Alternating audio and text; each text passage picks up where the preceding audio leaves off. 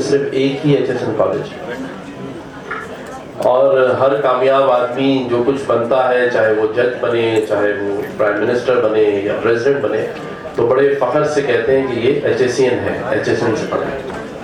تو اگر اتنا اچھا کالج ہے جو پرائم منسٹر بناتا ہے تو وہ پورے پاکستان میں کیوں نہیں، تاکہ سبھی کو یہ موقع مل سکے۔ اسی طرح سے کراچی میں دیکھ لیں آپ، ایک ہی گرامر اسکول ہے اور کئی سالوں سے ہم یہ کہتے اور سنتے آئے ہیں کہ جب ایڈمیشن کھلتے ہیں تو وہ باربیکیو نائٹ سے آگے تک ہم لائن میں لگے رہتے ہیں، لیکن کبھی کسی نے یہ نہیں کہا کہ یہ گرامر اسکول پورے پاکستان میں اور پورے کراچی میں بہت سارے کیوں نہیں۔ اور اسی گرامر اسکول کے سامنے ایک شیری جناح کالونی ہے جہاں پر ایک پیلا اسکول ہے، جہاں بچے کے لیے نہ کوئی ڈیسک ہے نہ کوئی پنکھا لگا ہوا ہے، جبکہ ایسے بہت سارے انگلش میڈیم اسکول اس شہر کراچی میں ہیں جہاں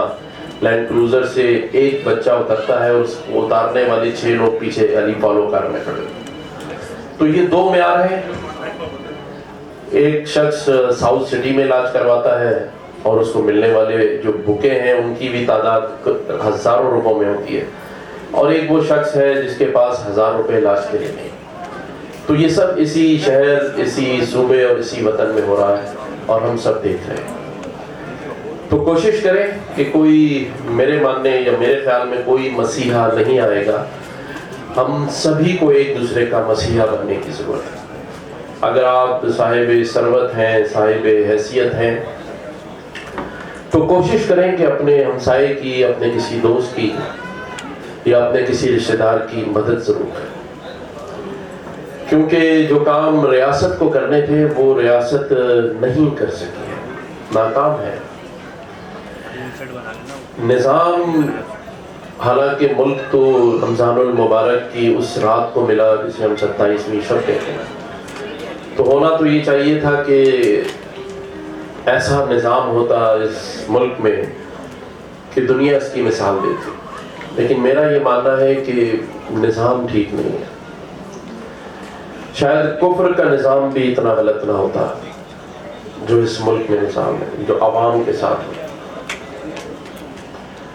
کل مجھے ایک ڈسیبل ایسوسی ایشن میں کشور زہرا باجی نے بلایا تھا، 40 گز کی ایک بلڈنگ میں سارے لوگ ڈسیبل ہیں، معذور ہیں، 4 فلور کی بلڈنگ ہے، اور آپ حیران ہو جائیں گے جو 4تھی منزل پر ڈسیبل بچے رہتے ہیں ان کی ویل چیئر سمیت انہیں رسی سے نیچے اتارا جاتا، لفٹ نہیں تھی اس بلڈنگ میں، اور 250 بچے رہتے ہیں 40 گز کی بلڈنگ میں۔ تو ہم ایسے نظام اور ایسی مملکت میں ہیں کہ جہاں ڈسیبل بچوں کے ساتھ یہ ظلم ہو رہا ہو، اور پھر ہم یہ پوچھتے ہیں کہ ہمارے ساتھ یہ کیوں ہو رہا ہے۔ یہاں ہم آب حیات جسے کہتے ہیں، سمندری حیات جس میں مچھلیاں ہیں، بے زبان ہیں، لیکن ہم وہاں پورے شہر کی انڈسٹریز کا فضلہ اور شہر کی گندگی صبح صبح سمندر میں ڈال دیتے ہیں۔ تو آپ سوچیں کہ صبح سب سے پہلے تو بد دعائیں آپ کو مچھلیاں دے رہی ہوتی ہیں، پھر ہم اپنے شہر کے جو بے زبان جانور ہیں ان تک کا خیال نہیں کرتے، اور بے حسی اس حد تک ہے کہ ہم اگر اپنی شارع فیصل کی مثال دیں تو کئی بار آپ نے دیکھا ہو کہ رش ہو جاتا ہے، گاڑی سلو ہو جاتی ہے، تو پتہ یہ چلتا ہے کہ کوئی میاں بیوی بچوں سمیت شارع فیصل پر ایکسیڈنٹ میں گر گیا ہے اور زخمی حالت میں پڑا ہوا ہے، رہنے دیں، آپ چھوڑ دیں، تو وہ بچہ یا اس کی بیوی اور وہ خود موٹر سائیکل سے گر کر فٹ پاتھ پہ پڑا ہوا ہے، زخمی حالت میں ہے، لیکن ہم اپنی اچھی اچھی گاڑیوں میں دیکھتے ہوئے گزر جاتے ہیں، 2 وجہوں سے کہ کون پڑے پولیس کے چکر میں، یعنی اللہ کا خوف نہیں ہے، پولیس کا ہے، یا پھر کون اپنی گاڑی خراب کرے۔ تو ہم دیکھیں اس معاشرے میں رہ رہے ہیں جو کہ اسلامی معاشرہ ہے، وہاں ہم کسی کو اٹھا کے ہاسپٹل تک نہیں پہنچاتے،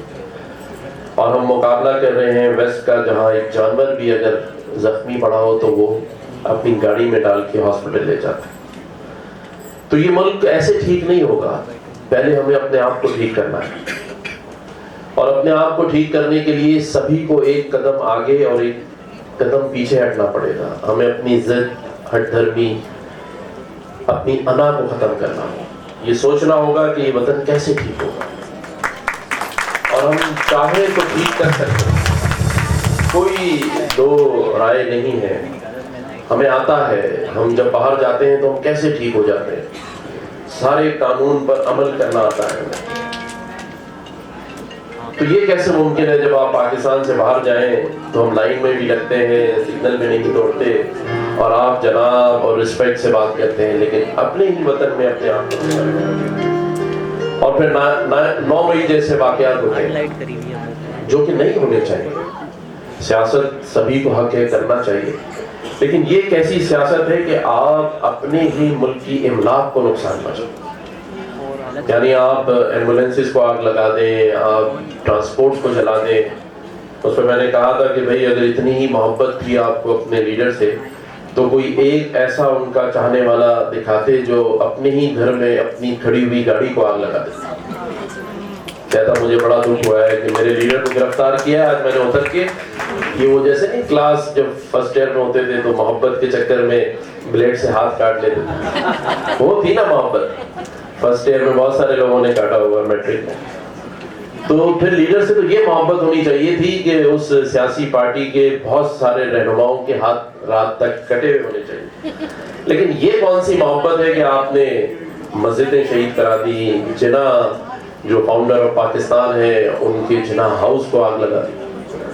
تو یہ عدم برداشت اور غلط جسے ہم کہتے ہیں نا ترتیب لوگوں کو دے کر اپنے ہی وطن میں اپنے آپ کو نقصان، اور دنیا کو یہ میسج دینا کہ ہم بڑی غیر مہذب قسم کی قوم ہے اور ہم سب کچھ اپنے وطن کو آگ لگا کر حاصل کرتے ہیں، تو یہ بھی نہیں ہونا چاہیے۔ ہم ٹھیک بھی کر سکتے ہیں، اور ٹھیک کیوں نہیں ہو سکتا جب میں نے جیسے کہا ہم میں سارا ٹیلنٹ موجود ہے، اور صرف ایک جگہ ہو کے رہ گیا ہے۔ میں ادیب رضوی صاحب سے ملا تھا، بڑے پاکستان کا بڑا نام ہے، لیکن میں نے ان سے یہ کہا ہے، میں نے کہا دیکھیں دنیا آپ سے بڑی امپریس ہے، بڑی رسپیکٹ کرتی ہے، اور آپ ہیں بھی رسپیکٹیبل، لیکن میں تب مانوں گا جب آپ جیسے 8-10 ادیب رضوی پاکستان، جب آپ چلے جائیں گے تو پھر یہ بات ختم ہو جائے گا۔ عمر شریف صاحب چلے گئے، دوسرا کوئی نہیں ہے پیچھے، تو پاکستان میں اس چیز کی بھی کمی ہے کہ اگر کوئی ہے تو بس پھر ایک ہی ہے، ایک ہی انور مقصود ہے، ایک ہی ادیب رضوی ہیں۔ یہ چیز بڑھنی چاہیے، آگے اس ٹیلنٹ کو ایک دوسرے میں ٹرانسفر ہونا چاہیے، انسٹیٹیوشن ایسے ہوں جو لوگ پیدا کریں، تو ان سب چیزوں کو مل کر انشاءاللہ کام کریں گے۔ مجھے نہیں پتا کہ میں نے کیا اچھا کیا کیا برا کیا، لیکن جب سے اس منصب پر اللہ نے مجھے بٹھایا تو وہ 12 ربیع الاول والا دن تھا جس دن میرا نوٹیفیکیشن ہوا، اس دن سے سفر شروع کیا ہے۔ گورنر ہاؤس کے دروازے سبھی کے لیے ہم نے کھولے، پورے رمضان میں تقریباً 3 لاکھ سے زائد لوگوں نے افطار ڈنر کیا ہمارے پاس، اور یہ بھی میں بتا دوں کہ اس میں گورنمنٹ آف سندھ یا گورنر ہاؤس کا 1 روپیہ نہیں تھا، میں نے اپنی ذات سے اپنی جو بھی اللہ نے نوازا ہم نے کیا، اور پھر اس کے بعد ہمارے کئی دوستوں نے بھی ہماری مدد کی۔ آج ہم اس شہر میں آئی ٹی کے مفت کورسز گورنر ہاؤس میں کرانے جا رہے ہیں، اور تقریباً 1 لاکھ نوجوان بچے بچیاں گورنر ہاؤس کے اندر مفت آئی ٹی کے کورسز کریں گے، بالکل فری ہوگا، اور اس میں ہم ان کو آرٹیفیشل انٹیلیجنس، ویب 3 اور میٹاورس اور بلاک چین جیسے کورسز کرائیں گے، تاکہ جب وہ یہ کورسز کر لے تو وہ اپنے پیروں پہ کھڑا ہو کے 15 سے 20 لاکھ روپے مہینہ کما سکتا ہے۔ اسی طرح ہم نے طاقتور پاکستان کے نام سے یونٹی فوڈ کے تعاون سے ایک اور پروگرام شروع کیا، جس میں عید والے دن ہم نے 20,000 لوگوں کو راشن کے پیکٹس دیے، جو 27 kg کا تھا، 5 لوگوں کے لیے کافی تھا 1 مہینے کا راشن، اور ابھی 80,000 پیکٹس انشاءاللہ اگلے 15 سے 20 دن میں گورنر ہاؤس سے دیے جائیں گے۔ اور اور اسی طرح ہم نے پھر 100 اونٹوں کی قربانی کی اور سارا گوشت غریبوں میں دیا.